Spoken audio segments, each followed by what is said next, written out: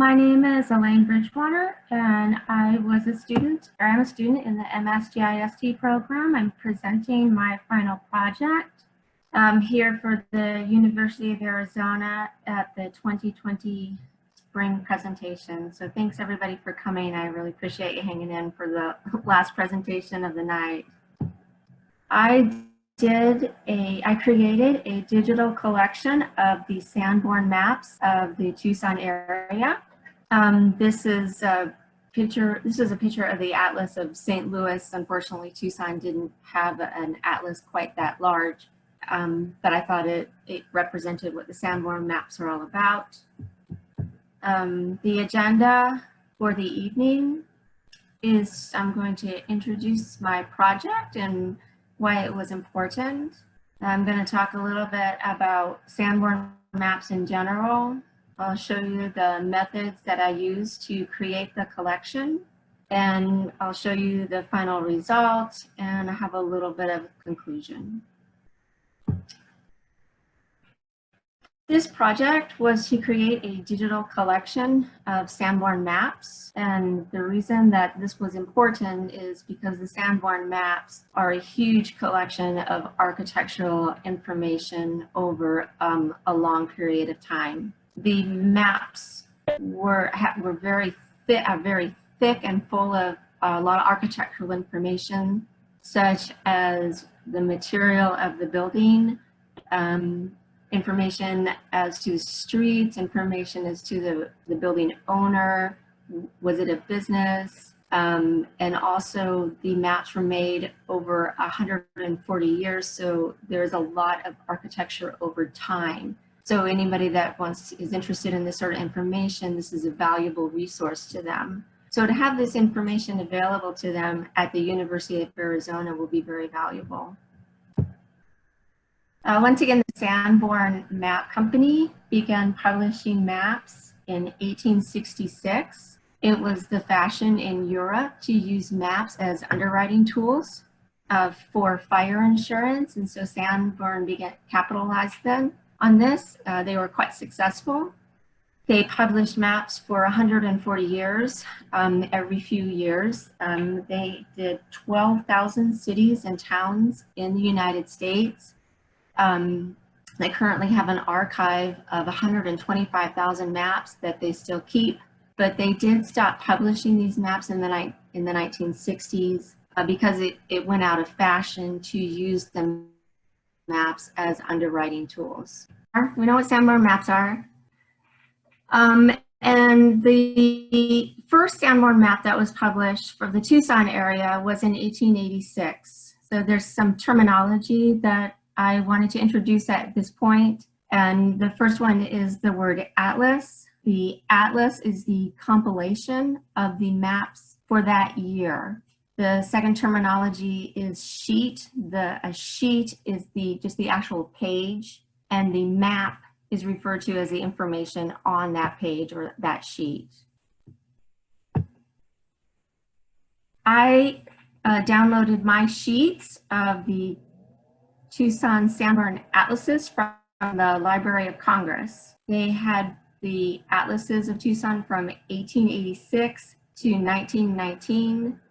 They were available to download as JPEG files or TIFF files, and I downloaded them as TIFF files in order to use them in ArcGIS Pro.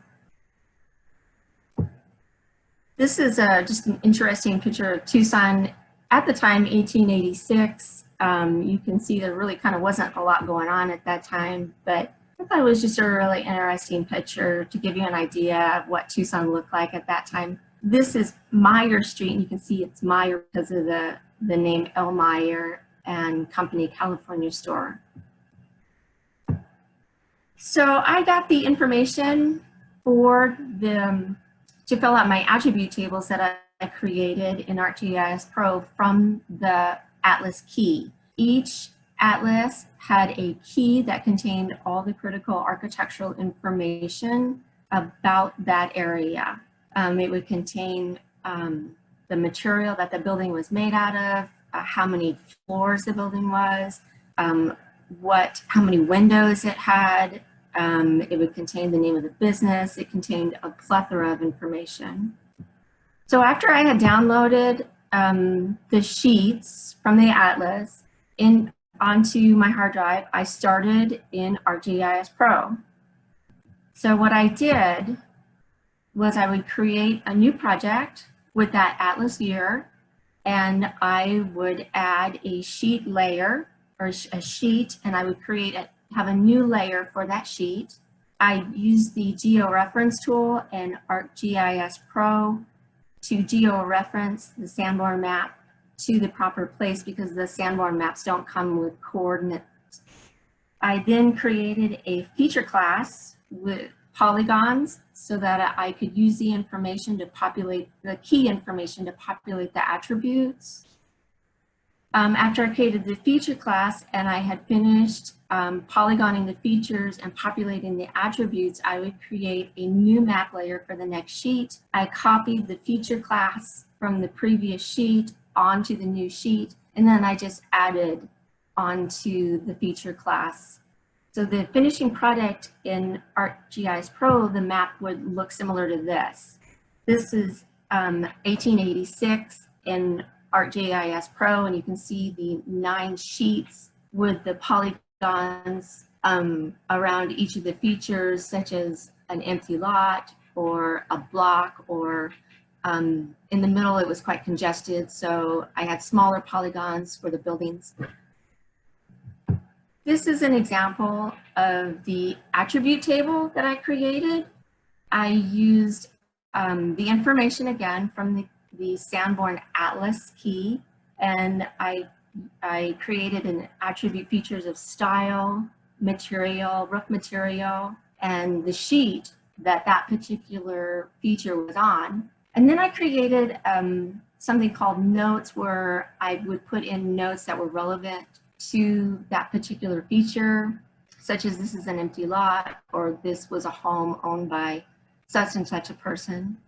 And then I created something called links, and I searched the website, or I searched the internet, and I found different websites with information that were sometimes relevant to that particular building, or I found information that had a picture of that building, or I just found information about the architecture in general.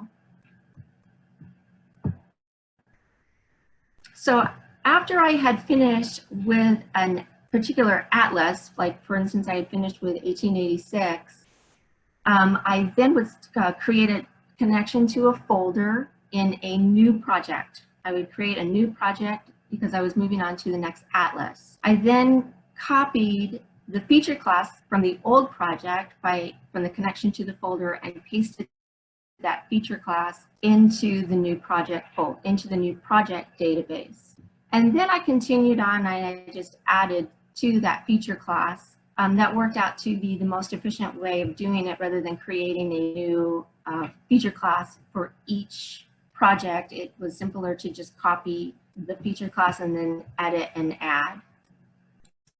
So now that I had all of my projects and my atlases with my feature class and everything finished in ArcGIS Pro, my next was to make it accessible through the University of Arizona library website.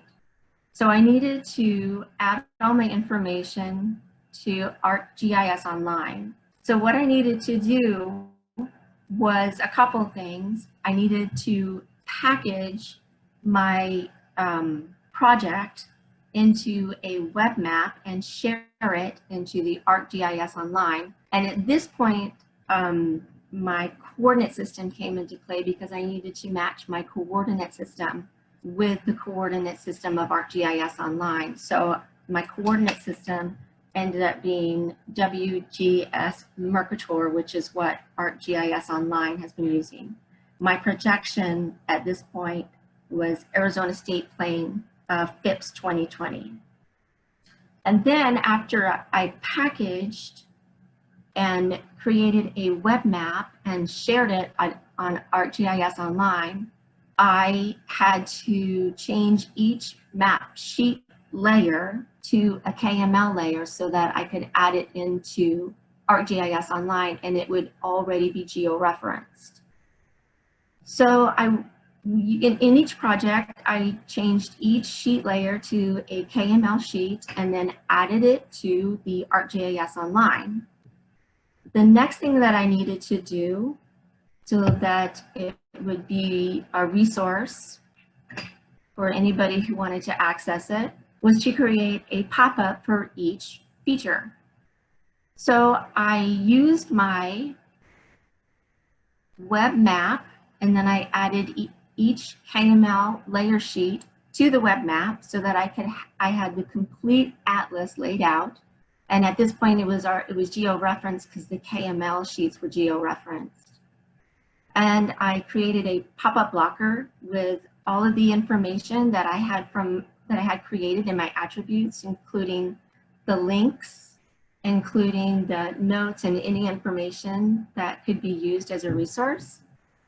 And so then I used a pop-up blocker so that when you clicked on a feature, the pop-up came up and you could access the information that way. So in this manner, I had created hopefully a valuable resource so that people could use to access through the University of Arizona website. My assessment of the product is I'd like to see a little bit more done to it. I'm looking for ways that I can link the years together so that can even be more of a resource to show the changes between the years rather than you having to look at each year individually. I'm looking into the swipe ability in web app, hopefully loading it as a web app. I found it to be, I'm not sure, I'm hoping that it's going to be a good resource for people. I found it to be a little bit time consuming. I wish I would found a better way to do it. I felt a little frustrated with that. I'm not sure if there was a different way to do it. I am happy with the outcome as I feel like I utilized the software at its limits. And I feel that it will be of value to researchers. I packed it with as much information as I could. In the future, I'd like to, like I said, look at it a little bit more and find a way to link years together. Perhaps an overlay. I'd really like to be able to, for people to look at that and compare changes through the years. Because the Sanborn maps were done for so many years, I think that is a valuable tool that we can look at to try and look at looking at architecture through the years. And I'd like to keep working on the attribute table to see if I can improve the information. In conclusion, my name is Elaine Bridgewater, and I created a Sanborn Map digital collection from Library of Congress Sanborn maps that I downloaded into ArcGIS Pro and then shared into ArcGIS Online. And that's it, I'm finished.